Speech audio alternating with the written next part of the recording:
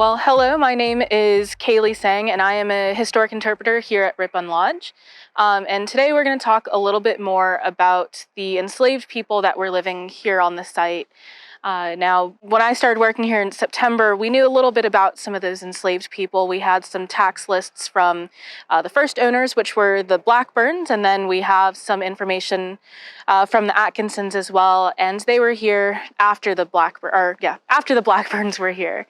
Now, with our first owner, Richard Blackburn, who built the site, we know that when he is working on the main frame of the home, he has about 5 enslaved carpenters that are working on here. He doesn't name them, even in his will book when he passes away, he never names them specifically, just gives his family use of them after his death.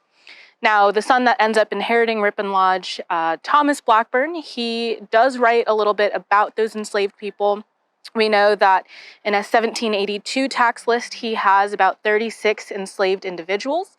Doesn't really mention where they go after he passes away, but we do have at least some of their names in those tax lists, and we don't unfortunately know what their jobs were here at Rippon Lodge, and we may never know what their jobs were. No one was really keeping detailed records of that.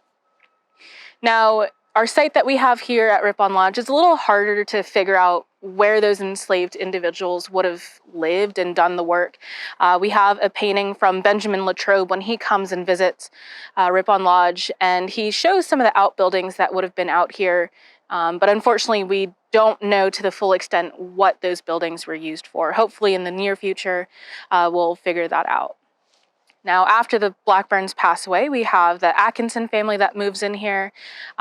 Really don't have extensive detailed lists from them either.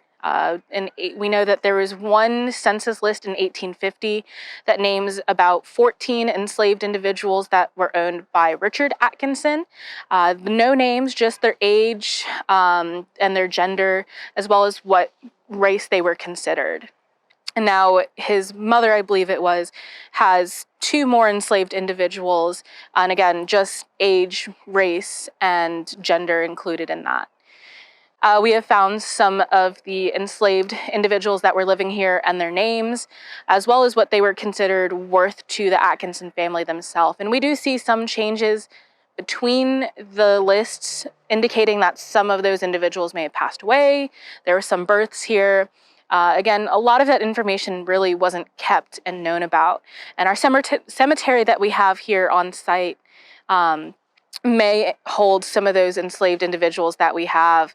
But unfortunately, again, all of that information isn't really well documented. And part of that could be because the county was a burned county during the Civil War, so a lot of our records are just lost and gone. But also those records kind of make their way around the country as people move on from the area. If you want to learn a little bit more information about the enslaved people here at Rippon Lodge or any of our other sites, please go on to our websites where you can learn a little bit more information about that. And if you like this video, please remember to like and subscribe.